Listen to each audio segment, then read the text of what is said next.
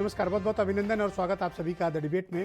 मैं ब्रजेश मिश्रा हूं। Corona virus का खतरा पूरी दुनिया पर, भारत पर और उत्तर प्रदेश पर बढ़ता जा रहा है। कोरोना वायरस का शिकंजा इन दिनों आप देख रहे होंगे कि लगातार कसता जा रहा है। गांव और ग्रामीण में कोरोना वायरस का प्रकोप कुछ ज़्यादा फैल रहा है। आपने देखा होगा कि मेट्रो से चलते हुए ये वायरस शहरों में और शहरों के बाद अब ये गाँव ग्रामीण तक पहुँच चुका है। जो हालात दुनिया भर के हैं वो बेहद डरावने हैं, खतरनाक हैं। अब तक 68 लाख मरीज कोरोना वायरस पॉजिटिव चिन्हित किए जा चुके हैं, जिनमें 3,86,000 की अब तक दुनिया भर में मृत्यु हो चुकी है। दुनिया में 4-5 देशों में ये वायरस बहुत खतरनाक तरीके से फैल रहा है, जिसमें कि अमेरिका, ब्राज़ील, रूस और भारत जैसे देश सम्मिलित हैं। यूरोप ने इस पर बहुत अंकुश लगा लिया है, लेकिन अभी वहाँ भी नए मामले प्रकाश में आ रहे हैं, लेकिन वहाँ हालात लगभग नियंत्रित हो चुके हैं। ईरान में भी कमोबेश यही हालात हैं। रूस में भी कोरोना वायरस का बड़ा विस्फोट है और वहाँ भी मरीजों की संख्या लगातार बढ़ती जा रही है। हालात ऐसे क्यों होते जा रहे हैं? आप देख रहे होंगे कि 3-4 कंट्री हैं जहाँ पर आप इन दिनों पिछले 10-15 दिनों का अगर आप डेटा देखें तो ये पाएंगे कि इन देशों में कोरोना वायरस पॉजिटिव के मरीज तेज़ी से बढ़े। सर्वाधिक तेज़ी से बढ़ने का सिलसिला जो हमें प्राप्त हो रहा है वो ब्राज़ील से हो रहा है। ब्राज़ील में औसतन 28 से 30 हज़ार नए केसेस हमें प्रतिदिन देखने को मिल रहे हैं और तकरीबन 1200 मौतें प्रतिदिन ब्राज़ील में हो रही हैं। इसी तरह रूस में भी लगातार मामले बढ़ते जा रहे हैं, हालांकि वहाँ पर मृत्यु दर काफ़ी कम है। उसके बाद भारत आता है, फिर अमेरिका आता है। भारत में भी इन दिनों 7-8 दिनों में आप देख रहे होंगे कि कोरोना वायरस पॉजिटिव के केसेस बड़ी रफ्तार में मिल रहे हैं। लॉकडाउन के पहले यानी लॉकडाउन 4 के मध्य में हम जब थे 18 से 25 मई के बीच तक, जब तक लॉकडाउन से रिस्ट्रिक्शंस हटाए नहीं गए थे, तब तक भारत में 3,000, 3,500, 4,000 केसेस प्रतिदिन की रफ्तार में मिलते थे। उत्तर प्रदेश में ये 200 के नीचे हुआ करते थे, समटाइम ये 100 के आसपास भी हुआ करते थे। लेकिन जैसे ही हमने लॉकडाउन से रिस्ट्रिक्शंस को हटाया, आप ये महसूस कर रहे होंगे और डेटा भी इस बात का सपोर्ट करते हैं कि भारत के साथ साथ उत्तर प्रदेश में भी हमारे यहाँ कोरोना वायरस पॉजिटिव के केसेस बड़ी तेज़ी से मिलना शुरू हो गए। अगर पूरे भारत में हम पिछले 24 घंटे का आकलन करें तो पूरे देश भर में कोरोना वायरस पॉजिटिव के 9,300 से ज़्यादा मामले आए। यानी जिस दिन से वायरस भारत में डिटेक्ट हुआ, ये सर्वाधिक रिकॉर्ड वृद्धि है जो कल हमने दर्ज की है। आज का डेटा अभी बाकी है मिलना और ये उम्मीद है कि कल सुबह डेटा आएगा, तब हमें पता चलेगा कि आज के हालात कैसे हैं। उत्तर प्रदेश में भी तकरीबन 371 मामले सामने आए हैं और ये अभी शाम तक 3 बजे तक की रिपोर्ट है। रात में डेटा और अपडेट होगा तो आप मान कर चलिए कि ये 450 के ऊपर डेटा पहुंचेगा। मरने वालों की संख्या भी बढ़ रही है। ये सब बताने के पीछे मकसद ये है कि कोरोना वायरस धीरे धीरे पीक की तरफ भारत में और उत्तर प्रदेश में बढ़ रहा है। जॉन हॉपकिंस यूनिवर्सिटी है अमेरिका की, दुनिया में कोरोना के वायरस के मामले पर नज़र रखने की ये सर्वश्रेष्ठ और सबसे क्रेडिबल संस्था है, जिसको WHO भी मॉनिटर करता है। ये उनकी रिपोर्ट है। ये रिपोर्ट में आप देख रहे होंगे कि मेरे हाथ में ये जो आप रिपोर्ट देख रहे हैं ये उन्हीं की रिपोर्ट है। ये रिपोर्ट बताती है कि किस तरह से, देखिए, डेली नंबर ऑफ केसेस बढ़ते चले जा रहे हैं। ये जो आप ग्राफ देख रहे हैं ये ग्राफ नए केसेस मिलने का है। लेटेस्ट अपडेट जो आप देख रहे हैं ये अपडेट 3 जून का है, जिसमें हमारे पास 9,300 केसेस, यानी अब तक का सर्वोच्चतम। तो आप ये देखिए कि इसमें आपका मार्च से जो शुरू हुआ ग्राफ है ये इस वक्त कहाँ पर जा रहा है, पीक पे जा रहा है, लगातार बढ़ता जा रहा है। ये जॉन हॉपकिंस यूनिवर्सिटी की रिपोर्ट है जो बताती है कि भारत में कोरोना वायरस पॉजिटिव के केसेस लगातार उत्तरोत्तर वृद्धि हो रही है। ये बेहद चिंता का विषय है। मेरे हाथ में ये जॉन हॉपकिंस यूनिवर्सिटी की ऑफिशियल रिपोर्ट है जो मैं आपके समक्ष प्रस्तुत कर रहा हूँ। ये बताने के पीछे मकसद ये है कि हम एक गंभीर संकट में फंस चुके हैं। हमें इधर उधर की बात में न जाके हमें अत्यधिक सावधानी, सतर्कता बरतने की आवश्यकता है। यही सतर्कता, यही सावधानी, यही सजगता हमें इस खतरनाक, घातक और बेहद ताकतवर वायरस से हमें बचा सकती है। ये कोई सामान्य सर्दी, खांसी, जुकाम का फ्लू नहीं है, बल्कि ये एक बेहद खतरनाक है। इसने 2-3 महीनों के भीतर दुनिया में लाखों जानें ले ली और अभी भी पूरी दुनिया को तहस नहस कर रखा है। अभी भी दुनिया का कोई देश निश्चिंत होकर नहीं बैठा है कि उसके यहाँ से वायरस खत्म हो चुका है। छोटे देशों की अगर आप बात छोड़ दें तो बड़े देशों में आज भी ये विकराल समस्या है। अमेरिका ने जब 2.25 करोड़ टेस्ट किए हैं तो उनके यहाँ आज तकरीबन 18 लाख से ज़्यादा पेशेंट्स पाए जा चुके हैं। भारत तकरीबन 42 लाख टेस्ट कर चुका है और हमारे पास तकरीबन 2,17,000 पेशेंट्स अब तक पाए जा चुके हैं और 6,000 से ज़्यादा मौतें भारत में हो चुकी हैं। ये बेहद चिंता का विषय है क्योंकि हर एक जान की कीमत है, चाहे वो आम आदमी की हो, चाहे वो वीवीआईपी की हो, हर एक जान कीमती है। जान ऐसी चीज़ है जो दोबारा नहीं लाई जा सकती है। बाकी चीज़ों को तो हम रीसेटल कर सकते हैं, रीस्टार्ट कर सकते हैं, बेहतर कर सकते हैं, ठीक कर सकते हैं, लेकिन अगर किसी की जान चली गई तो हम उसे वापस नहीं ला सकते। मैं उम्मीद करता हूं कि केंद्र और राज्य की सरकारें भी लोगों के स्वास्थ्य को पहली प्राथमिकता बनाएंगी, न कि आर्थिक व्यवस्था को शुरू करने के नाम पर लोगों की जान के साथ खिलवाड़ किया जाए। ये एक बड़ा प्रश्न खड़ा होता है कि जब हम गंभीर संकट की ओर बढ़ रहे हैं, यानी हम जब बहुत बाढ़ आई नदी में मध्य पे पहुंच गए हैं, तो हम सारे सुरक्षा उपकरण बचने के हटा क्यों रहे हैं? इसके मकसद क्या है? इससे हासिल क्या होगा? हमने 65 दिन के लॉकडाउन में जो कुछ हासिल किया वो हम इतना तेजी से गंवा क्यों रहे हैं? और अगर हमने उधर कोई चूक की थी तो क्या हमें उसका खामियाजा इधर भुगतना पड़ रहा है? हमें आगे क्या करना चाहिए? 8 तारीख से सारे religious places, shopping complex, malls, ये सब ओपन किए जा रहे हैं। ट्रांसपोर्टेशन भी कुछ शुरू किए जाएंगे 8 तारीख के बाद से। तो यानी स्थिति और बिगड़ेगी। तो आखिर सब कुछ खोल देने की जिद और सब कुछ खोल देने की हड़बड़ी क्या हमको एक बेहद गंभीर खतरे की तरफ धकेल रही है? और ये खतरा सिर्फ भारत पर ही नहीं, अगर भारत पर कोई संकट होगा तो उसका दुष्परिणाम दुनिया के दूसरे देशों तक पहुंचेगा, फैलेगा। हम एक डेवलपिंग कंट्री हैं, हमारे पास संसाधन बहुत सीमित हैं, हमारे पास मेडिकल इंफ्रास्ट्रक्चर दूसरों जैसा उन्नत नहीं है। जिनके यहाँ उन्नत था उनका हाल देखिए कि लोगों को भर्ती करने के लिए बेड्स तक नहीं मिल रही थी, किस बड़ी तादाद में यूरोप में, अमेरिका में लोग मारे गए हैं। तो भारत में हालात क्या होंगे? आप सड़कों पर इन दिनों देखिए, ऐसा लगता ही नहीं कि कोई कोरोना वायरस जैसी चीज़ भी थी पिछले कुछ महीनों में। लोग निश्चिंत हैं, बिना मास्क के घूम रहे हैं, सोशल डिस्टेंसिंग का पालन नहीं कर रहे हैं। सरकारें भी निश्चिंत हो गई कि अब हमने तो खोल दिया है, जो मर्जी हो सो करिए। ये एक खतरनाक संकेत है बहनों भाइयों, और ये आपको भारी मुसीबत में डालने वाला है। आज हमें इस पर खुली बहस करनी चाहिए कि सरकारों को क्या करना चाहिए। क्या ये वक्त है कि सरकार को अब अपने फैसले पर पुनर्विचार करना चाहिए, क्योंकि अब हम पीक की तरफ बढ़ रहे हैं। और ये अकेले मैं नहीं कह रहा हूँ, ये एम्स के डायरेक्टर और देश भर में जो प्रख्यात चिकित्सा शिक्षा क्षेत्र के विशेषज्ञ हैं, उनकी ये रिपोर्ट कहती है। तो आज की डिबेट हम शुरू करते हैं। हमारे साथ भारतीय जनता पार्टी से डॉक्टर चंद्रमोहन मौजूद हैं, समाजवादी पार्टी से उदयवीर सिंह, कांग्रेस से सुचि विश्वास मुझे इस डिबेट में ज्वाइन कर चुकी हैं, अनिल दुबे जी मेरे साथ इस कार्यक्रम का हिस्सा हैं, राष्ट्रीय लोकदल से हैं, और पद्मश्री डॉक्टर एम वली साहब सर गंगाराम हॉस्पिटल दिल्ली से हैं, मुझे ज्वाइन कर चुके हैं, और वीरेंद्र सिंह जी हमारे स्टेट हेड। बहुत स्वागत और बहुत बहुत शुक्रिया कि आप सबने अपना कीमती वक्त आज के कार्यक्रम के लिए निकाला। डॉक्टर चंद्रमोहन जी, मैं आपसे शुरू करना चाहता हूँ। आप भी देख रहे होंगे, आप भी काफ़ी पढ़ते लिखते हैं, महसूस कर रहे होंगे कि उत्तर प्रदेश के साथ साथ देश भर में हमारे यहाँ कोरोना वायरस पॉजिटिव के केसेस बढ़ते जा रहे हैं, यानी संक्रमण का विस्तार हो रहा है। और ये संक्रमण अब मेट्रो से होते हुए, शहरों से होते हुए गाँव ग्रामीण तक पहुँचा। एक तो हमें रोकने के उपाय क्या करने चाहिए, दूसरा क्या आपको लगता है कि ये सही वक्त है कि सरकार अपने फैसले पर पुनर्विचार करे? देखिए ब्रजेश जी, आपने जो चर्चा के प्रारंभ में जिस तरीके से पर चर्चा को प्रारंभ किया है, तो ये बात एकदम स्पष्ट है कि हम वैश्विक महामारी में हैं, और ये वैश्विक महामारी एक विशेष प्रकार की है, वो प्रकार है संक्रमण। ये कोई नई बात नहीं है, सभी लोग इससे भली भांति परिचित हैं कि संक्रमण की बीमारी, और संक्रमण की एक अपनी गति होती है, एक अपनी स्पीड होती है, उस गति से बढ़ रही है। और इसके जो इसको रोकने के जो उपाय हैं, वो स्वाभाविक रूप से सोशल डिस्टेंसिंग और मास्क, इसको एक माना गया है कि एक बड़े कारक हैं। हाथ धोते रहना, जो सब डॉक्टर्स और सबके द्वारा जो अभी तक राय बनी, और एक हम कैसे अपनी दिनचर्या को निश्चित कर सकते। देखिए, सरकार के द्वारा और देश की जनता के द्वारा, सरकार ने और देश के स्वास्थ्य विभाग ने, प्रदेशों ने, सबने मिलके एक प्रोटोकॉल जो सामने आया उसको फॉलो किया, और परिणाम हुआ कि हम एक अच्छी स्थिति में आज भी हैं। आज हम ये नहीं कह सकते कि हम अच्छी स्थिति में नहीं हैं।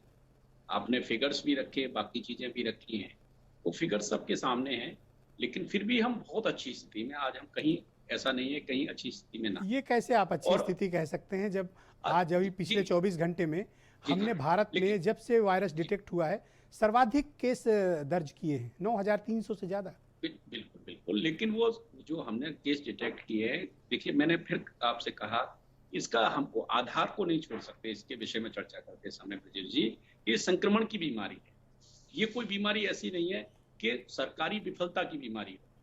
ये कोई ऐसी नहीं है कि एक राज्य सरकार की विफलता की बीमारी हो, ये सामूहिकता के साथ में पूरे देश भर में, पूरे विश्व भर में वैश्विक महामारी की चर्चा कर रहे हैं हम ब्रजेश जी।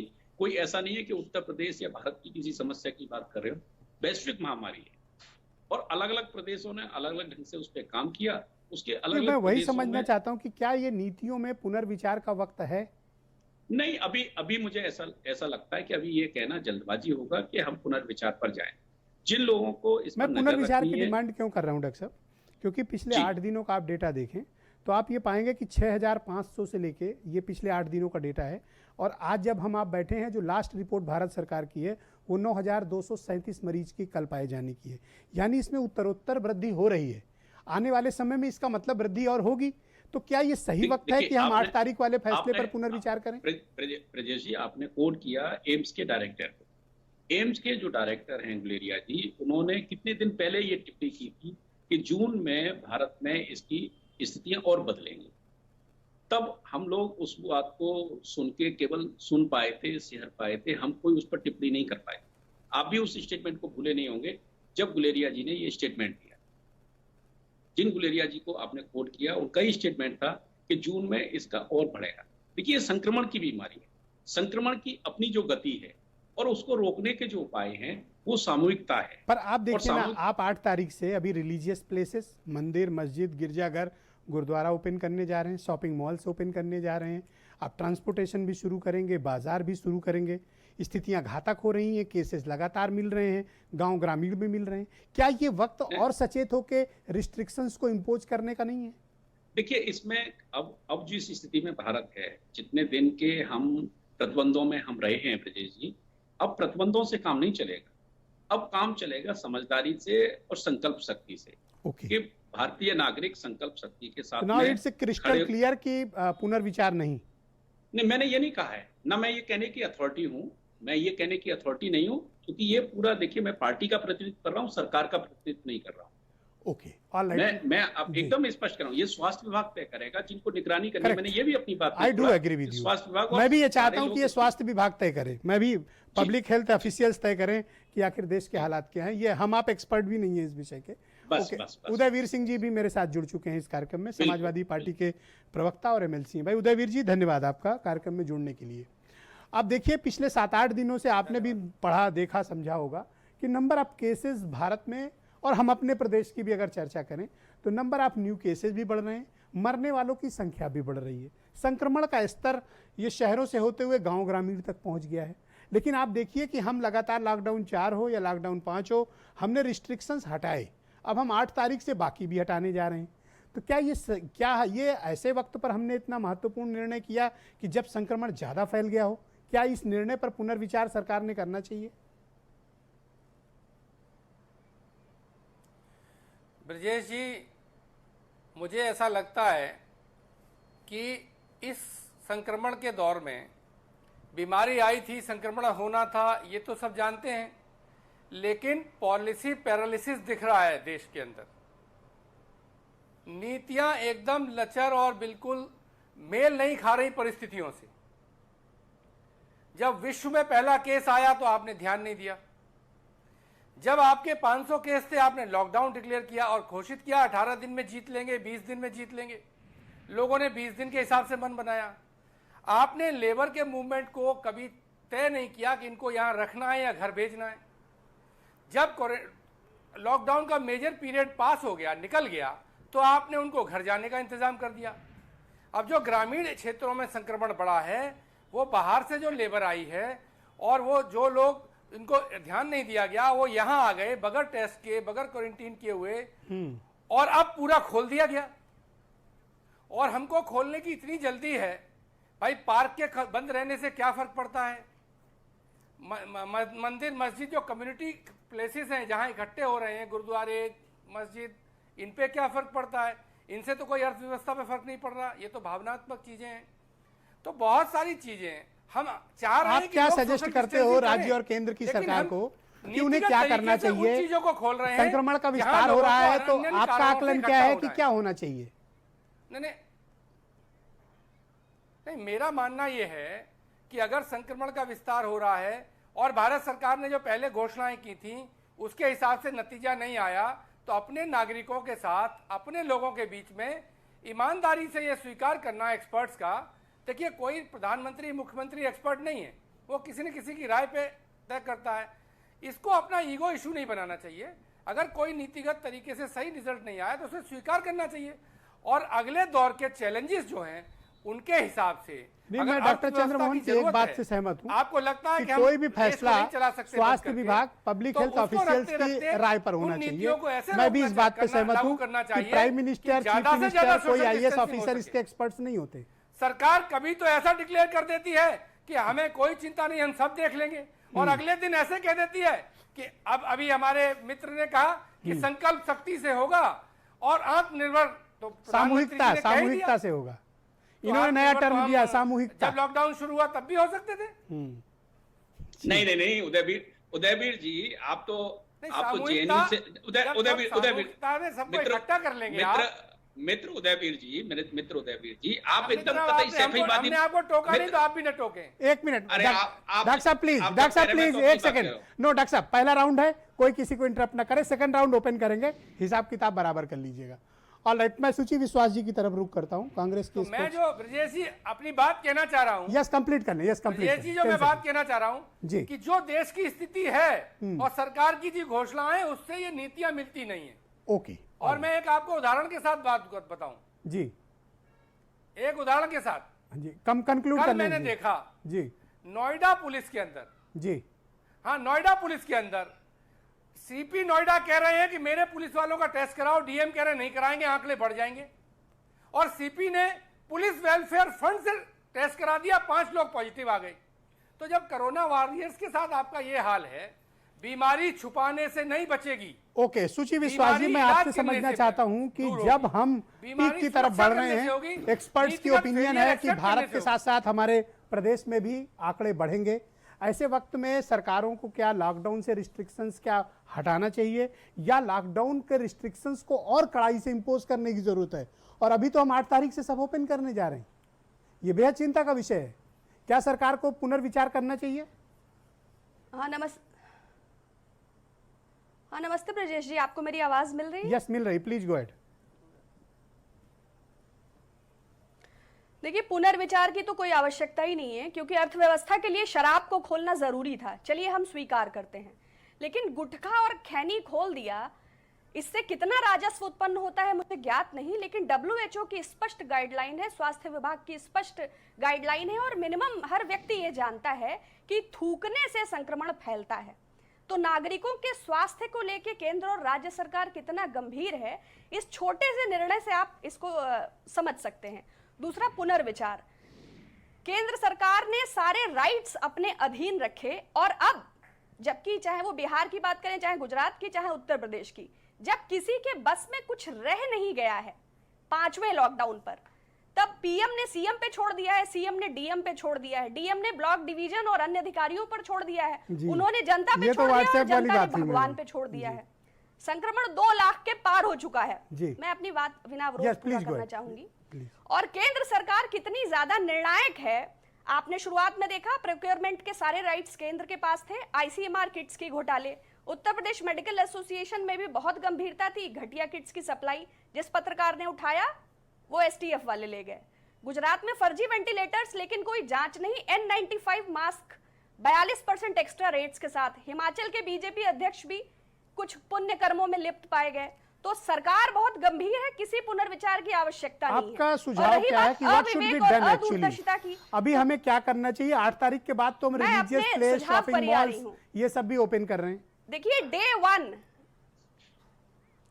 डे 1 भी वही करना था और डे लास्ट भी वही करना था। यदि आपके चैनल में कोई फैसला लिया जाना है तो आप अपने संबंधित कार्यकर्ता, कैमरामैन जो फील्ड में मैं अकेले कोई फैसला नहीं करता हूं, मेरा पास एडिटोरियल डिपार्टमेंट है और मैं भी उसका एक मेंबर हूं। यही आपकी यूएसपी है जी, और यही हमारी सरकार का दुर्भाग्य है कि माननीय प्रधानमंत्री जी किन्हीं 2 व्यक्तियों के साथ कोई भी फैसला ले लेते हैं, ना विपक्ष से मशवरा आप 8 तारीख के बाद का उत्तर प्रदेश कैसा चाहती हैं? आप 8 तारीख के बाद का उत्तर प्रदेश कैसा चाहती हैं?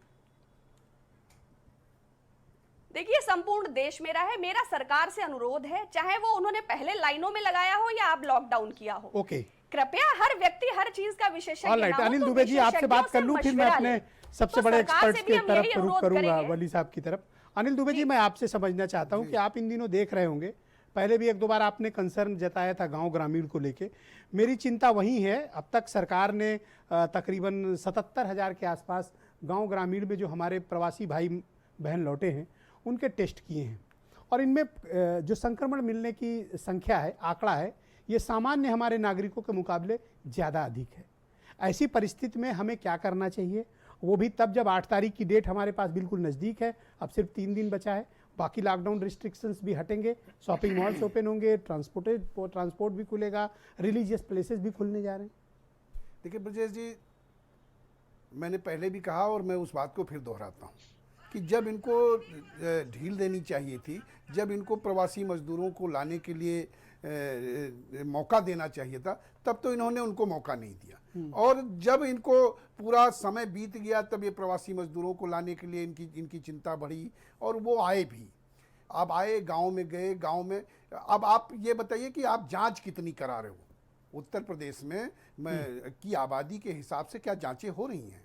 पहली चीज़ तो सरकार को चाहिए कि वो जांचें करावे। जांचों में आंख बंद कर देने से काम नहीं चलेगा कि बैल मारने दौड़ रहा है, आंख बंद कर लो, शायद अब नहीं मारेगा।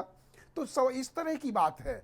हमें सरकार जो जितनी ज़्यादा से ज़्यादा जांचें हो सकें पहले उसको एक तो आपने जांच का मुद्दा उठाया, हाँ। दूसरा मुझे बताइए कि अब हम लॉकडाउन के जो रिस्ट्रिक्शंस हैं वो अब हम हटा रहे हैं, ऑलमोस्ट अभी हट ही चुके हैं, मान लीजिए अभी 8 तारीख से बाकी भी हट जाएंगे। देन ब्रजेश जी, लॉकडाउन के रिस्ट्रिक्शंस आप ठीक है, आप ने अनलॉक किया, उसको करिए, लेकिन सख्ती की ज़रूरत है, सख्ती की ज़रूरत है, नियमों की ज़रूरत है। ट्रांसपोर्टेशन में आप सरकार को से सहमत हैं, सरकार के फैसले से समर्थन करते हैं? नहीं, भारतीय जनता पार्टी के साथ है राष्ट्रीय लोकदल? अगर है तो कहिए, क्या संकोच है? नहीं, इसमें यस कहिए, हम सपोर्ट करते हैं। बात इसमें किसी दल के साथ रहने की नहीं है। हम इस संकट, ये संकट का दौर है, ये हम इस पर राजनीति नहीं देखिए, करना अगर चाहते। पॉलिसी से एग्री हुई है तो कहिए यस एग्रीड। नहीं, लेकिन उसमें कमियां अगर हैं। एग्रीड नहीं है नहीं, तो वो हम भी एग्री कहिए। नहीं हैं, हम पूरी तरीके से उनसे सहमत नहीं हैं। ओके। जब जांच ही नहीं हो रही है, आपने ट्रांसपोर्टेशन खोल दिया, अभी बसों में- देखिए, अब आप खुले, अभी तक आप बीच का रास्ता निकाल बसों रहे थे। में बसों में अभी आप 3-3 खुले। लोग बैठेंगे, ऑटो में 3-3 सवारियां बैठेंगी। अब बसों में अगर पूरी सीटों पे बैठेंगे तो कहां से रिस्ट्रिक्शंस रहेंगे? ओके, तो ये सारी चीजें विषय All right, मैं है, इसको देखने की जरूरत है। मैं आप सबको दिल्ली ले चलता हूँ। मेरे साथ पद्मश्री डॉक्टर एम वली साहब मौजूद हैं, सर गंगाराम हॉस्पिटल से जुड़े हुए हैं और देश के बहुत ही प्रख्यात चिकित्सक हैं और कोरोना वायरस पर पिछले 4 महीनों से लगातार नज़र रखे हुए हैं और उस पर अनुसंधान भी कर रहे हैं। बहुत स्वागत आपका वली साहब हमारे साथ जुड़ने के लिए। आप देखिए, देश के बड़े पब्लिक हेल्थ ऑफिशियल्स में से एक हैं, जो आप बेहतर बता पाएंगे कि संक्रमण का स्तर हमारे यहाँ देश में भी लगातार बढ़ता जा रहा है, चाहे उत्तर प्रदेश हो, महाराष्ट्र हो, गुजरात हो, आंध्रा हो, या पूरे देश का अगर हम आंकड़ा देखें। हम एक तो हमें सबको बताइए कि हम कहाँ पर खड़े हैं और ये पूरा महीना जून का भारत के लिए कैसा होगा?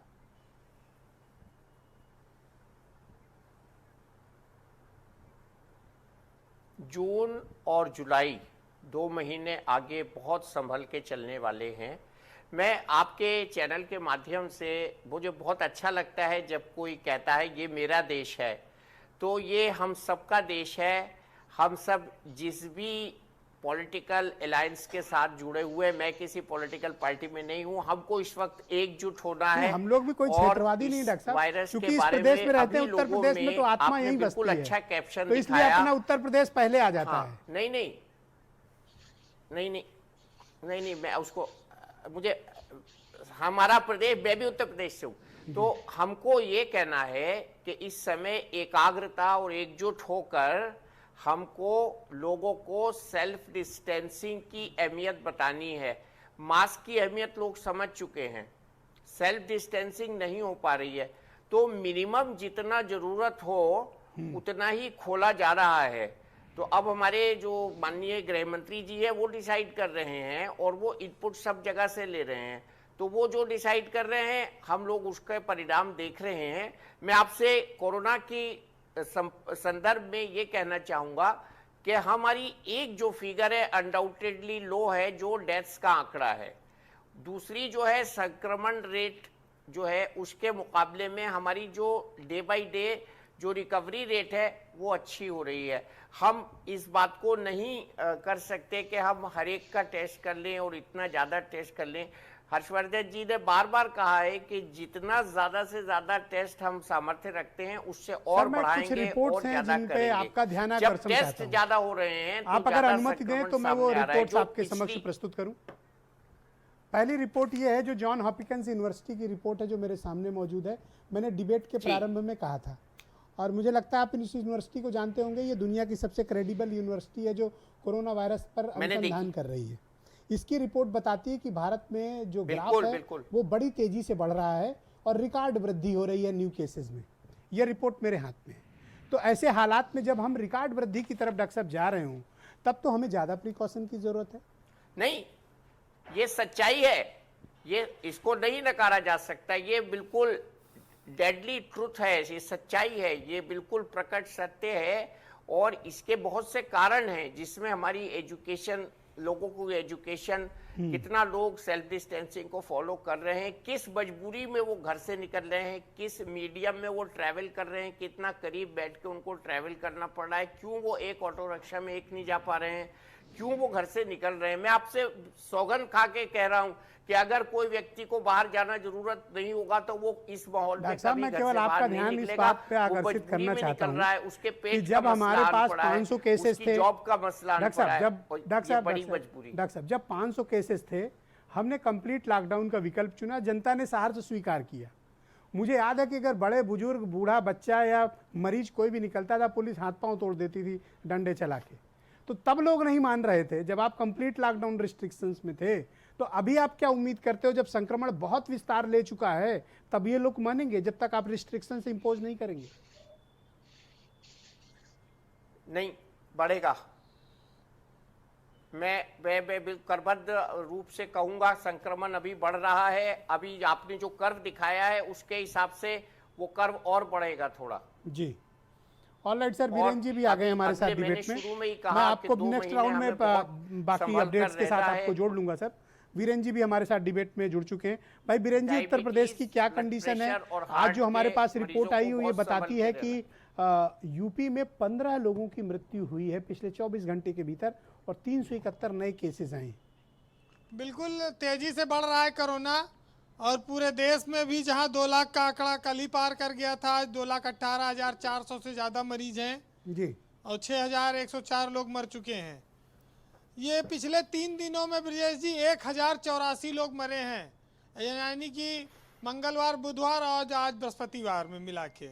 आज अकेले पूरे देश में 259 के करीब मौतें हुई हैं। यूपी में हम 9,000 पार कर चुके हैं, 250 से ज़्यादा मौतें हो चुकी हैं। अब ये ज़रूर है कि मौत तो देखिए तमाम तरीक़ों से होती रही हैं। कभी एक्सीडेंट होता है, किसी को और कोई बीमारी है, कोई हार्ट अटैक से मर रहा है, कोई कैंसर से मरता था। कोरोना से 200-250 लोग मर रहे हैं। लेकिन आप ये जान लीजिए कि अकेले लखनऊ में प्रतिदिन 300 लोग मरते थे जब कोरोना नहीं था, और हम पूरे यूपी में अब तक 250 लोग मरे हैं। तो ऐसा नहीं है कि सरकार के उपाय और जनता की जागरूकता में कोई कमी है, दोनों ओर से तेजी चल रही है। आज सरकार ने वृद्धावस्था पेंशन, विकलांग पेंशन, तमाम पेंशन के नाम पर 1300 करोड़ रुपया लोगों को बांटा है। करीब 86 लाख लोगों को, लाभार्थियों को पैसा दिया है, 1-1 हज़ार रुपए। तो ये एक सरकारी तंत्र के हाथ में जो है वो तो कर सकता है। ये बात जरूर है कि यूपी एक बड़ा स्टेट है और हमको सतर्क और सावधान रहना होगा। भारत सरकार ने आज एक बड़ा फैसला ये लिया, उस पर चर्चा होनी चाहिए, कि तबलीगी जमात के करीब 2550 लोग अब 10 साल तक भारत नहीं आ सकेंगे, जो विभिन्न देशों से यहाँ आकर रुके थे और जिनको कहा गया कि कोरोना फैलाने के बहुत बड़े कारक बने, इन पर भारत ने प्रतिबंध लगाया है। जी दूसरा, मुख्यमंत्री ने गोवा भेजा है एक प्लेन और वहाँ से एक किट आ रही है जिसमें 1 घंटे में जांच रिपोर्ट आ जाएगी। और कोशिश ये है कि हर जिले में वो लैब खोली जाए, वो किट उपलब्ध कराई जाए। तो ऐसा बहुत सारी चीज़ें चल रही हैं, लेकिन अब कोरोना से तो हमको बचना है, सबको बचना है। धार्मिक आदमी हो, चाहे हिंदू हो, चाहे मुसलमान हो, चाहे आस्तिक हो, चाहे नास्तिक हो, ये तो छुआछूत की बीमारी है। अब जिसके समझ में आए। नहीं, मैंने सबसे वही सवाल पूछा, आपसे भी वही पूछ रहा हूँ। 8 तारीख को हम सारे लॉकडाउन रिस्ट्रिक्शंस ऑलमोस्ट हटा लेंगे, religious places, shopping malls, transport, ज़्यादातर चीज़ें ओपन हो रही हैं और नंबर ऑफ केसेस भी बढ़ रहे हैं, संक्रमण भी फैल रहा है। सरकारों को क्या अपनी नीति पर पुनर्विचार की आवश्यकता है या नहीं? देखिए, ये बात कई बार कही गई है कि 133 करोड़ की आबादी के इस देश को कितने महीने तक बंद करके और बैठा के खिलाया जाएगा। लोगों की जान को रिस्क है, ये बात सही है। सोशल डिस्टेंसिंग का पालन कराकर आप चला सकते हैं, लेकिन जिस देश में टेम्पू बिना कागज के चलता हो, वो 4 सवारी जगह 10 सवारी भर लेता हो, भूसा की तरह बसों में लोग भरे जाते हो, प्राइवेट बसों में पुलिस को पैसा देके हर व्यवस्था को छिन्न भिन्न कर दिया जाता हो जी, वहां पर तो देखिए मौत को आमंत्रित किया जा रहा है। लेकिन ब्रजेश जी, सब कुछ अपने हाथ में है।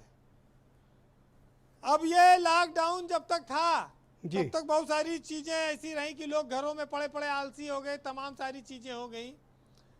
अब लॉकडाउन जब खुला ब्रजेश जी, ऑफिस भी खुल गए, लेकिन कुछ घरों में महिलाएं अपने पतियों को ऑफिस जाने नहीं दे रही हैं। उसके पीछे कारण यह है, महिलाएं कह रही भाई 3-4 महीना घर में रहे हो लॉकडाउन में और काम वाली से ज्यादा अच्छा काम तुम्हारा मुझे पसंद आया, इसलिए अब ऑफिस जाना ना बंद करो। दुबे जी तो निकल रहे हैं आजकल घर से।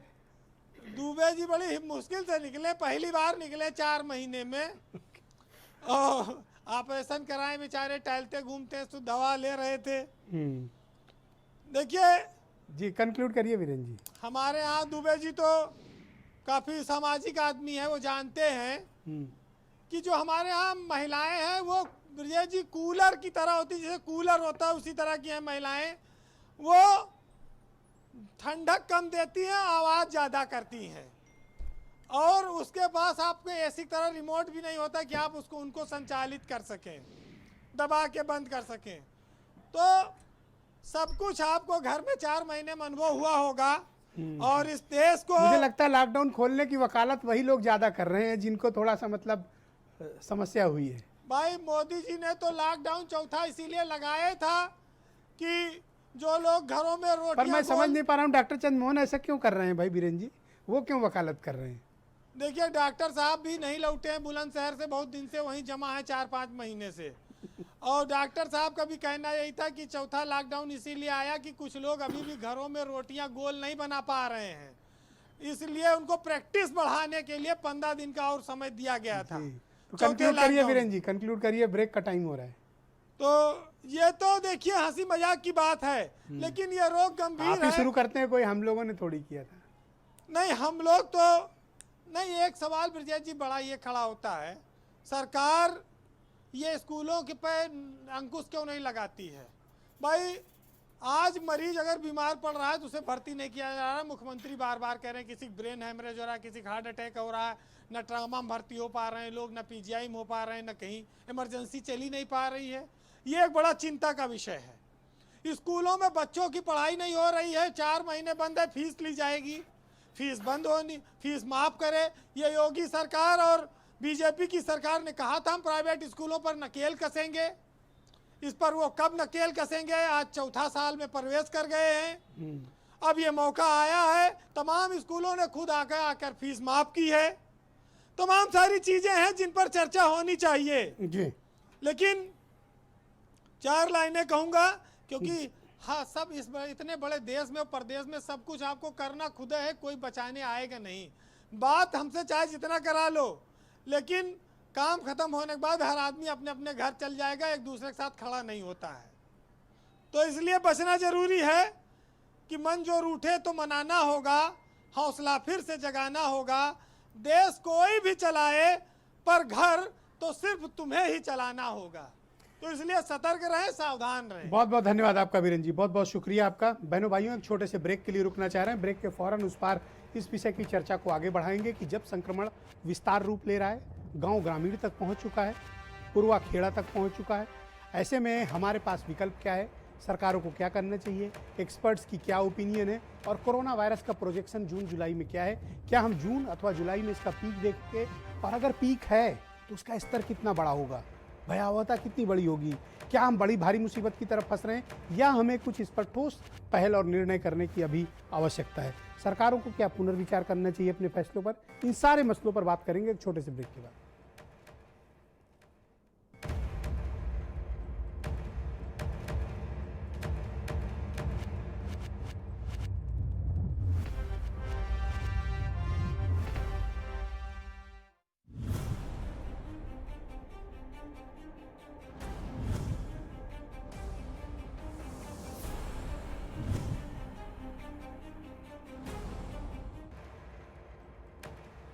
जॉन्स हॉपकिंस यूनिवर्सिटी के आंकड़ों के अनुसार दुनिया भर में कोरोना वायरस संक्रमित लोगों की संख्या तकरीबन 64 लाख हो गई है और इस जून में आकलन ये किया जा रहा है कि जिस रफ्तार से दुनिया के 5 देशों में इस वायरस का संक्रमण फैल रहा है, ये आंकड़ा बढ़कर 1 करोड़ के आसपास पहुंचने की आशंका भी एक्सपर्ट्स जता रहे हैं। 1 करोड़ 10 मिलियन ये कोरोना वायरस पॉजिटिव केसेस दुनिया भर में सामने आ रहे हैं। सर्वाधिक हालत ब्राज़ील की खराब है। ब्राज़ील में क्यों ऐसा हुआ, उसके पीछे के कुछ तथ्य समझ लें। 26 फरवरी तक ब्राज़ील में कोरोना वायरस पॉजिटिव का कोई भी केस नहीं था। 26 फरवरी के बाद वहाँ हालात तेज़ी से बिगड़े, लेकिन वहाँ के सरकार ने और वहाँ के राष्ट्रपति ने इसे सामान्य सर्दी, जुकाम, फ्लू, बुखार माना। नतीजा ये हुआ कि लापरवाही हर स्तर पर हुई और आज ब्राज़ील की हालत ये है कि वहाँ पर स्वास्थ्य व्यवस्था लगभग छिन्न भिन्न हो चुकी है, तहस नहस हो चुकी है। वहाँ मरने वालों की संख्या, आज का जो डेटा आया, तकरीबन 33,500 लोग अब तक मारे जा चुके हैं और 5,70,000 केसेस अब तक डिटेक्ट हो चुके हैं और प्रतिदिन 30,000 से 28-30,000 केसेस सामने आ रहे हैं। ये मैं उदाहरण इसलिए दे रहा हूँ क्योंकि हमें ये वक्त बेहद सावधानी का है। इम्यूनिटी लेवल भारत में यानी ठीक होने वाले मरीजों का प्रतिशत 48 है, लेकिन आप ये भी याद रखिए कि चाइना में 90% रिकवरी रेट रहा है, जर्मनी में 86% रहा है, ब्रिटेन में 58% रहा है और इटली में 67% 68% लोग रिकवर्ड हुए, ठीक हुए। यानी अभी भी हम 5वें-6वें स्थान पर ही रिकवरी रेट्स में हैं। दुनिया के दूसरे देशों में रिकवरी बहुत अच्छी रही, जिसमें जर्मनी का उदाहरण सबसे अच्छा है। चाइना का भी ठीक है, हालांकि चाइना के आंकड़ों पर लोग संदेह करते हैं, लेकिन जो WHO पर आधिकारिक डेटा है वो यही बताता है। तो ऐसे हालात में भारत को क्या करना चाहिए? हमने 65 दिन में जो त्याग, तपस्या, परिश्रम, साधना की है, उसको क्या हम ये एक झटके में गंवा देंगे सिर्फ इस बात के लिए कि हमें आर्थिक गतिविधियों को संचालित करना है? क्या ये वक्त नहीं है कि एक्सपर्ट्स के साथ सरकार बैठे और इस निर्णय पर विचार करे? डॉक्टर चंद्रमोहन है भारतीय जनता पार्टी से, वो इस पर प्रकाश डालेंगे। यस डॉक्टर साहब, गो अहेड।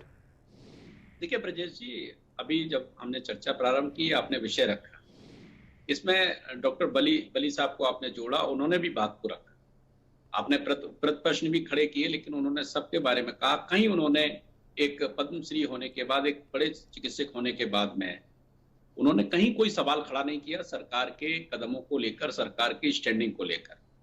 बीरेन सिंह जी ने भी बात कही, उसमें भी उस बात को दोहराया, अलग अलग शब्द थे। अब जिनकी राजनीतिक प्रतिबद्धता है वो तो पॉलिसी पैरालिसिस कहेंगे ही कहेंगे ब्रजेश जी।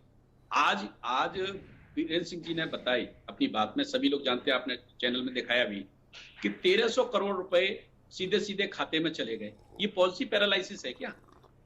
मतलब जरूरतमंदों के खाते में मदद जा रही है, ये पॉलिसी पैरालिसिस है? कैसे शब्द हम प्रयोग कर रहे हैं, किसके लिए प्रयोग कर रहे हैं? उधार के शब्द प्रयोग करने से नहीं होगा भाई। आज हम किस समय में, किस संदर्भ में हम उधार के शब्द प्रयोग कर रहे हैं? किससे उधार लिया? ये समय उधार के शब्द प्रयोग करने का किससे नहीं ले है। लिया उधार? ये उधार लिया है, ये उधार का शब्द है भाई। आऊंगा उदयवीर जी, प्लीज, इसके बाद आप ही के पास आता हूँ, आप जवाब देना। उदयवीर जी आऊंगा आपके पास। उदयवीर जी हमारे बहुत अच्छे मित्र हैं। आप जेएनयू के, आप जेएनयू में आपने छात्र राजनीति की है, आप आगरा यूनिवर्सिटी, आप सैफई यूनिवर्सिटी की भाषा क्यों बोल रहे हो भाई? मुझे बड़ा चिंता हो रही है कि आप सैफई विश्वविद्यालय की भाषा क्यों बोल रहे हो? आपसे ही उम्मीद नहीं है कि आप सैफई भाषा बोलें, आप तार्किक भाषा बोलें। आप कैसे अखिलेश यादव ये कहें तो बात समझ में आती है, उनको कहना चाहिए। वो कह रहे हैं मजदूर पैदल, उनको ट्रेन नहीं दिखाई दे रही है कि एक भी मजदूर ट्रेन से आया है कि नहीं आया? अगर ट्रेन से मजदूर आए हैं तो किसके लिए आए? अखिलेश यादव आए क्या ट्रेन चला? तो आप इस बात को स्ट्रांगली बैक करते हैं और सपोर्ट करते हैं कि लॉकडाउन रिस्ट्रिक्शंस हटाना ये देश हित में है? नहीं, मैंने ब्रजेश जी क्या कहा, मैंने बार बार वही बात कहूंगा। आपने पिछली बार भी चर्चा में मुझसे पूछा था कि क्या होगा, तब भी मैंने यही कहा था। मैं भारतीय जनता पार्टी का प्रवक्ता हूं, प्रवक्ता के नाते मैं ये कहूंगा कि जिनको डिसाइड करना है स्वास्थ्य विभाग को डिसाइड करना है, बाकी डिसाइड करने वाले लोग हैं वो सब मिलकर डिसाइड। ओके उदयवीर जी काफी देर से काफी ज्यादा विचलित हो गए, मैं कनेक्ट करना चाहता हूँ इससे पहले कि मसला बिगड़े। एक बात और कहूंगा ब्रजेश हाँ, जी, एक बात और आपसे आग्रह पूर्वक कहूंगा, विनम्रता पूर्वक हाँ कहूंगा बोलिए कि आप उत्तर प्रदेश के बारे में चर्चा कीजिए, सजगता पूर्वक कीजिए, हम पूरे होशो हवास में आपके साथ चर्चा में भाग ले रहे हैं। आप जरा दिल्ली को देख लीजिए कि दिल्ली की हालत क्या, दिल्ली के नागरिकों का मंतव्य देख लीजिए, दिल्ली वासियों की चिंता को देख लीजिए कि दिल्ली वासी कैसे चिंता कर रहे हैं। आज दिल्ली वासी नोएडा में आके इलाज करा रहे हैं, क्यों करा ले रहे हैं भाई? तो आप देखिए कि आज बाकी जो राज्य हैं, यस उदयवीर जी गो अहेड, प्रदेश कितनी ओके उदयवीर जी गो अहेड। भाई इन्होंने कुछ व्यक्तिगत सवाल खड़े किए हैं, मैं क्या सवाल करूं, अब आप लोग आपस में बात कर लें। Yes go ahead. नहीं ब्रजेश जी, ब्रजेश जी मैं आपको एक बात बता दूं, सबसे दुर्भाग्यपूर्ण तो ये है, और हमारे चंद्रमोहन जी मित्र हैं, मैं उन्हें ये सलाह दूंगा कि संकट काल में समस्या का निदान करने पर ध्यान दिया जाता है, इसे अपनी व्यक्तिगत हार जीत में नहीं देखें। इस देश के साथ पहला धोखा अन्याय ये हो गया कि ये लोग इसे अपनी हार और जीत के रूप में देख रहे हैं। मैं मानता हूं आप कोई कोरोना एक्सपर्ट नहीं हो, राजनीतिक संभावनाएं मत तो तलाश इसको करो इसमें। व्यक्तिगत आप सुन लीजिए पूरी बात, आप पूरी बात सुन लीजिए कांग्रेस चंद्रमोहन जी, आप सुन लीजिए अपनी राजनीतिक नहीं सुन लीजिए चंद्रमोहन जी, ये सुनने लायक बात सुन नहीं लीजिए है पूरी बात। उदयवीर जी, ये सुनने लायक बात नहीं है। मुझे दुख है राजनीतिक समाजवादी राजनीतिक बातें आपने जो बोला है वो सुनना सीखिए। चंद्रमोहन जी हल्ला करके जहां मजदूर मर रहे हो। डॉक्टर चंद्रमोहन एक सेकंड डॉक्टर चंद्रमोहन लेकिन उनकी बात सुनिए ना, एक मिनट उनको अपनी बात जैसे लोगों से ये आशा नहीं की जाती। हाँ बोलिए आपको हक नहीं है मैं भी आपसे यही कह रहा हूं करने का। डॉक्टर चंद्रमोहन प्लीज इनको सुनिए, आप हल्ला करके टीवी से भाग जाना चाहते हो। आपने राजनीति अगर टीवी से भाग जाना चाहते हो, चाहे वो गठबंधन की तो टीवी से भागना चाहते हो बहस से, सवालों से, तो ये अच्छी बात नहीं है। 2017 आपने सवाल गठबंधन का नहीं है, लिया 19 आपको बेसिक बात का पता नहीं है और ना आप सुनना देना चाहते हैं। आप सुनना सीखिए, पॉलिसी क्या चीज है, जो आपके युवराज है, पॉलिसी क्या चीज है, सुनना तो सीखिए। सड़क पर टीवी पे हल्ला करेंगे, पॉलिसी आप जानते नहीं। अखिलेश पॉलिसी क्या चीज होती है, देश कैसे चलता है। राजनीति ना करें, टीवी पे हल्ला करने से यदि मजदूरों की जान बचती है, किसानों के साथ न्याय होता है, तो खूब चिल्लाइए, से वो क्लीन चिट दिन भर चिल्लाइए। मैं पूछना चाहता हूँ, Saifai university, Agra university, Samajwadi Jaipur party क्यों दे रही है? अरे पढ़ाई लिखाई की बात करिए, हर अखिलेश यूनिवर्सिटी यादव जमातियों के साथ क्यों खड़े हो रहे हैं? यूनिवर्सिटी पढ़ाई नहीं होती, बता रहा हूँ, बाकी सब जगह पढ़ाई होती कर रहा हूँ है। इसलिए आप अगर सुनना नहीं जानते और टीवी पे बहस करने की जगह चिल्लाना चाहते हो, इसका मतलब आप जैसे लोग देश के लोगों के साथ धोखा कर रहे हैं, अन्याय कर रहे हैं, अपनी जिम्मेदारी को निभा नहीं रहे हैं, बीमारों के लिए मरने छोड़ दिया है और खाली टीवी पर चिल्लाकर मूल मुद्दे से बहस को भटकाना चाहते हैं। आप जैसे लोग राजनीतिक बातों को लाकर वो मुख्य मुद्दा है उससे भागना चाहते हो। जेएनयू के हो, अखिलेश यादव जी के एक सवाल का जवाब नहीं आपके मुख्यमंत्री के पास, मुख्यमंत्री को सोच नहीं, समझ नहीं, जानकारी नहीं, सुनने को तैयार नहीं, राय लेने को तैयार नहीं। तो इस तरह के मजाक आप देश के साथ कर रहे हो, इससे ज्यादा कोई खिलवाड़ नहीं हो सकती। मुख्यमंत्री जी जब इतने बड़े मुद्दे पे आप व्यक्तिगत बातों में अटके हुए हो, इसका मतलब आपको कोई जानकारी है। ओके ऑल राइट कृपया शांत हो जाइए आप दोनों लोग। आप कोरोना से लड़ना चाहते हो। ओके हम कोरोना से लड़ रहे हैं, लेकिन गलत बात। ओके आप कंप्लीट करें बात है ये। ओके कंप्लीट करें। एक second doctor Chandramohan please, doctor Chandramohan please, doctor Chandramohan please, doctor Chandramohan please all right. Yes Udayveer ji बोलिए। और दूसरे को रोकना चाहते हैं, बोलिए बोलिए। लोग विषय में बात नहीं करना चाहते। अरे बोलिए आप अपनी बात रखिए। नागपुर यूनिवर्सिटी की बात करें, किसी यूनिवर्सिटी की बात करें, किसी को रोका है क्या कर रहे हैं? आप ओके समाजवाद के लिए आए थे, आप समाजवाद के लिए नहीं आए थे। एक second doctor Chandramohan please, doctor Chandramohan please, doctor Chandramohan आप एक मिनट। क्या होता है बहस को हम लोग एक सिस्टमैटिक दायरे में ले चलना चाहते हैं। मैं चाहता हूँ इसका कोई लॉजिकल कंक्लूजन निकले। यस उदयवीर जी, उदयवीर जी गो अहेड, उदयवीर जी गो अहेड बोलिए। उदयवीर जी बोलिए। आप सफाई बात पर उनको मत चुप जाइए। करिए पहले। एक सेकंड डॉक्टर चंद्रमोहन प्लीज, अपनी बात प्लीज कॉपरेट, प्लीज कॉपरेट। इसका मतलब कोरोना पे इनको कहने के लिए कुछ नहीं है। यस कंप्लीट करिए आप उदयवीर जी। मैं तो आपको बार बार बता रहा हूँ, और मैं ही नहीं बता रहा हूँ, पूरा प्रदेश इन्होंने बता रहा है, कहा, लेकिन आप किसी को प्रियेश जी, सुनना ही नहीं हाँ चाहते। आप बोले, आप बोले। उन्होंने ये कहा, अरे मैं सुन रहा हूँ, आप बोलिए इनको उदयवीर चुप जी। करिए पहले। हाँ एक सेकंड चंद्रमोहन जी। यस आप 20 सेकंड बोलिए, उन्होंने बोलिए कहा बोलिए बोलिए। जो मजदूरों को बहुत अच्छा। जो मजदूरों को पैसा दिया गया ये पॉलिसी नहीं है क्या? ये पॉलिसी नहीं है, ये राहत देने का काम है। पॉलिसी का मतलब है बहुत सुंदर, बहुत देश सुंदर। में किस मतलब तरीके से आप- लॉकडाउन आप- होगा, कोई पॉलिसी किस नहीं तरीके बनाई, से किसी उनका चीज का इलाज बहुत होगा, बढ़िया। किस रवि जी, तरीके से बहुत लॉकडाउन खुलेगा, भैया, मैं आपको- किस तरीके से अर्थव्यवस्था को पटरी पर लाया जाएगा, ये पॉलिसी होती है। ऑल राइट, पॉलिसी ऑल का राइट, मतलब ओके ये है ओके। कि लेबर सुची डिपार्टमेंट विश्वास जी, मीटिंग ओके, करता जस्ट सेकंड और उदयवीर जी, मीटिंग करके प्लीज। तय करता ओके, कि आज ओके। इस तरीके से सुची मजदूर विश्वास घर जी, जाएंगे, क्या किस ये तरीके सही से वक्त मजदूर है वापिस आएंगे? अरे भैया, कि ये हमको क्या स्मार्ट होता? लॉकडाउन में ये का क्या विकल्प होता? चुनना चाहिए? पॉलिसी सुची जी, का मतलब है स्वास्थ्य विभाग के बजाय इसके कि हम लॉकडाउन रिस्ट्रिक्शंस को ओपन कर दें, हमें लॉकडाउन स्मार्ट लॉकडाउन में जाना चाहिए। सुची विश्वास जी, कृपया आप दोनों शांत हो जाए, प्लीज प्लीज शांत हो जाए। ओके, यस, सुची जी, गो अहेड। प्रश्न दोहरा दीजिए ब्रजेश मैं जी, ये शोर आपसे की वजह पूछ से रहा हूँ कि क्या प्रश्न नहीं सुनाई हमें दिया। स्मार्ट लॉकडाउन का विकल्प चुनना चाहिए या फिर हमें लॉकडाउन के रिस्ट्रिक्शंस को हटा लेना चाहिए? सुची विश्वास जी, गो अहेड। ये कोई टीवी पे बात करने का तरीका नहीं है। ओके, यस, सुची जी, गो मैं अहेड। आपसे ब्रजेश जी कह रहा हूँ, all right, please just second Udayveer नहीं जी। चाहते, देखिए, वो ओके। क्या बहस करने आते हैं टीवी पे? हाँ हाँ, ठीक है, ओके। पार्टी हमने का सुनना प्रोग्राम चाहे सुची जी, go ahead। हेल्थ इंफ्रास्ट्रक्चर की मैं हो कैसा या करूंगा कि आप migrants दोनों की, को एक दिन जब तक अकेले strategize बुलाऊंगा। नहीं किया जाएगा। यस, पार्टी के प्रोग्राम सब लोग अपनी बात रखें। ओके, लोगों यस, का जवाब नहीं सुची है, जी, गो अहेड। वो भागने के लिए कहते हैं कि मैं सरकार का नहीं हूँ। अरे भाई साहब, आपका जवाब नहीं है। क्यों देखिए, गुस्सा करते हो प्रॉब्लम आपस में? चाहे माइग्रेंट्स की हो, चाहे देश की इकोनॉमिक पॉलिसी की हो, चाहे एक हेल्थ सेकंड, इंफ्रास्ट्रक्चर डॉक्टर की हो, चंद्रमोहन चाहे और उदयवीर सर्विसेज जी, की रिवाइवल मैं की आप हो, दोनों चाहे से अनुरोध लॉकडाउन करता की हूं कि कृपया शांत हो जाएं। पैनल में और भी हमारे मेहमान हैं, मैं चाहता हूं उनके पक्ष भी आ जाएं। कृपया एक सेकंड रुकिएगा। ओके, सुची जी, गो अहेड। एक सेकंड उदयवीर जी, मुझे समय मिला तो मैं फिर आपस देखिए, आप लोग के चाहे- पास आऊंगा। यस, सुची जी, गो अहेड। भाई और नागपुर में फंसे हुए हैं। ये क्या सुची जी, गो अहेड। देखिए, चाहे लॉकडाउन की बात हो, चाहे हेल्थ इंफ्रास्ट्रक्चर की बात हो, चाहे इकोनॉमिक पॉलिसी की बात हो, चाहे किसी भी सेगमेंट के रिवाइवल की बात हो, जब तक स्ट्रैटेजाइज नहीं किया जाएगा, अगर सिर्फ आंकड़ों को घुमा फिराकर या ये आपका संकल्प और त्याग, समर्थन, बलिदान, चिंतन, मनन, ये एक संक्रमण है, ये एक बीमारी है। इसके लिए हमें वेंटिलेटर्स चाहिए, टेस्टिंग किट्स चाहिए, पीपीई इक्विपमेंट्स चाहिए, ग्लव्स चाहिए, सैनिटाइजर्स चाहिए, मास्क चाहिए। तो मूलभूत चीजों से ध्यान भटका कर अगर हम इधर उधर की बातों में सरकार डाइवर्ट करती रहेगी, जैसा कि गुजरात में भी हुआ और उत्तर प्रदेश में भी हमने देखा कि हाईकोर्ट में हलफनामा दिया और खुद कोर्ट कह रही है कि प्रधानमंत्री जी और गृह मंत्री जी का संसदीय क्षेत्र को काल कोठरी कहा। अहमदाबाद में 65% मौतें जिस सिविल हॉस्पिटल में हुई है, जो 83% सबसे ज्यादा मौतें अहमदाबाद में हुई हैं। तो सरकार को गंभीरता यूपी को प्रदर्शन लेके करने का आपके पास समय कोई सुझाव है? सरकार को हमें क्या प्रारंभ में भी करना ये चाहिए चेतावनी उत्तर प्रदेश थी में? जब थाली ताली दिया बत्ती इवेंट हो रहा था, और सरकार के सामने आज भी इस 5वें लॉकडाउन में ये चैलेंज है कि वो इसको निपटे और आधारभूत चीजें प्रोवाइड करे, क्योंकि गवर्नमेंट ने इग्नोरेंस किया, चाहे वो माइग्रेंट्स का हो, चाहे हेल्थ इंफ्रास्ट्रक्चर का हो। All right, okay. Anil Dubey ji, जी। आप देखिए, अगर उत्तर प्रदेश देख लें या महाराष्ट्र देख लें, मैं महाराष्ट्र मानता हूं कि बहुत ज़्यादा संक्रमित है। महाराष्ट्र है, गुजरात है, दिल्ली है, इन जैसे राज्यों में अगर आप देखें तो यहाँ संक्रमण के मामले बहुत हैं। उत्तर प्रदेश तो फिर भी चलो नियंत्रित स्थिति में है, लेकिन हमारे यहाँ जो माइग्रेंट्स भाई बहन लौटे हैं ना, इनकी वजह से हो सकता है कि आने वाले वक्त में उत्तर प्रदेश में डेटा बढ़े।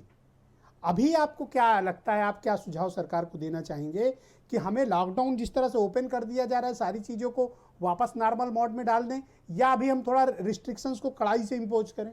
देखिए ब्रजेश जी, मैं लॉकडाउन इन्होंने खोला, लेकिन सख्ती की ज़रूरत है।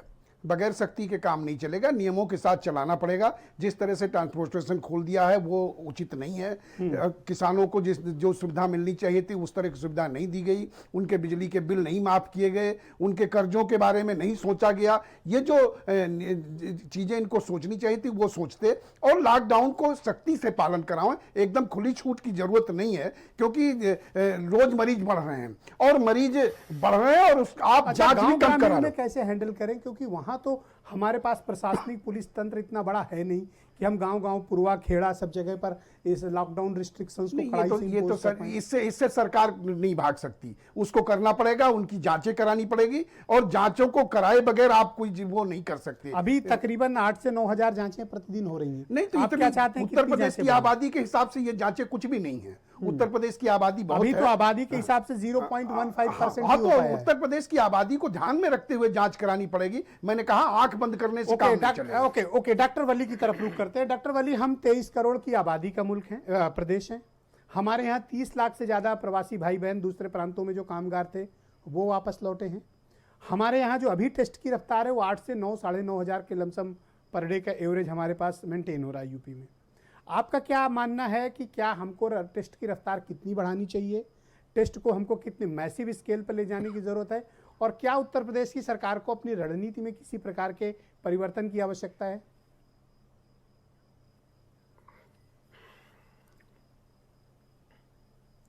मुझे बड़ा गर्व है इस बात पे कि नोएडा में योगी जी ने सहायता भी दी थी उस कंपनी को जिसने किट डेवलप करी थी। अब आज हम उसके बारे में नहीं सुन रहे हैं। उसके बाद सबसे महत्वपूर्ण काम जो भारत में हुआ था, जो प्रधानमंत्री जी ने भी कहा है, हम आत्मनिर्भर बने।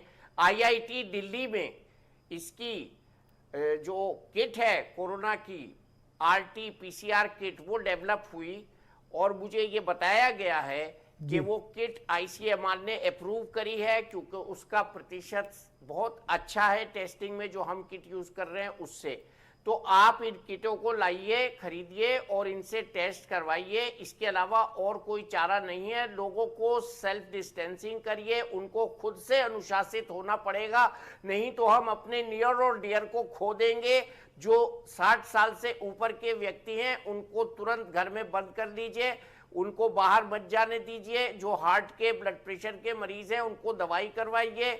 अभी जो रूटीन जो डेथ्स हैं वो नहीं हो रही हैं, इसीलिए हमारे आंकड़े जो हैं वो बहुत अच्छे हैं। अगर वो भी डेथ्स होती तो हमारे आंकड़े और खराब आते। तो टेस्टिंग पे ध्यान दीजिए। ICMR, IIT, आपकी नोएडा की जो किट है अपने देश में बनी हुई, जो हम एक्सपोर्ट भी कर सकते हैं, उस पे ध्यान दीजिए। इसीलिए जान बच सकती है, इसी से जान बच सकती है, और इसके अलावा इसका कोई वो नहीं है। उदयवीर जी, मैं आपसे समझना चाहता हूँ कि अभी हमारी जो टेस्ट कैपेसिटी है उत्तर प्रदेश में, उदयवीर जी, वो 8 से 9.5 हज़ार के बीच आ रही है। टेस्ट करवाएं। क्या हमें मैसिव स्केल पर टेस्टिंग में जाना चाहिए या जितने टेस्ट हो रहे हैं उतना ठीक है? उदयवीर जी। जी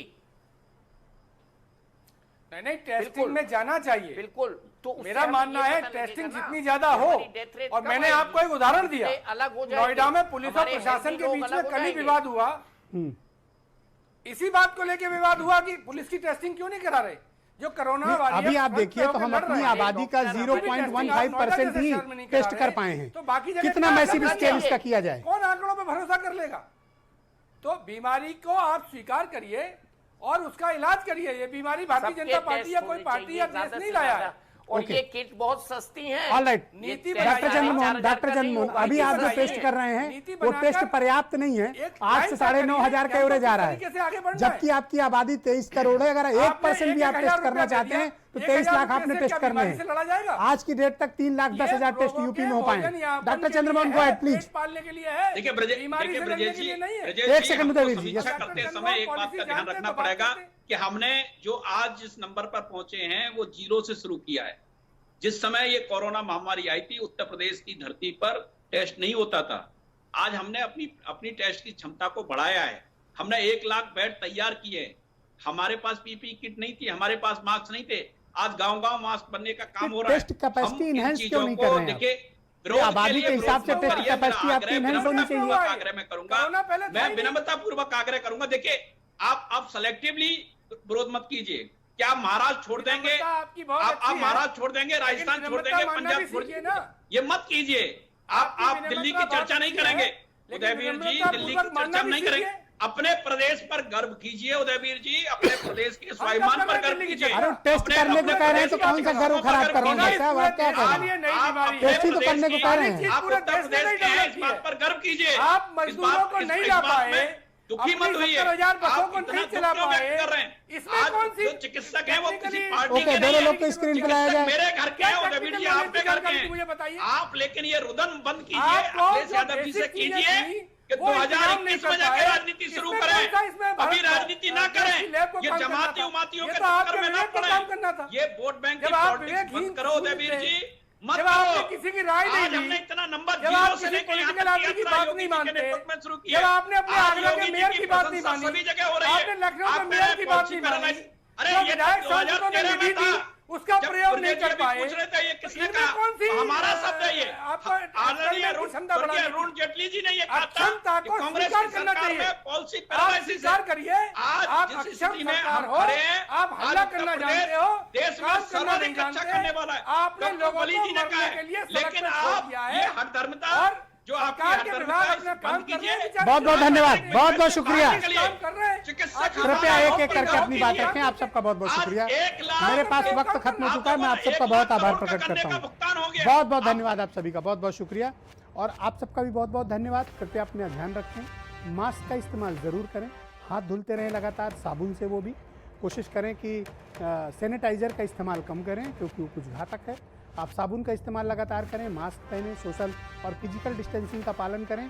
बहुत बहुत आवश्यक होने पर ही घर से बाहर निकलें। आप घर पर रहेंगे तो निश्चित तौर पर इस बेहद खतरनाक और संक्रामक बीमारी से आप बच सकेंगे। बहुत बहुत शुक्रिया, धन्यवाद, थैंक यू।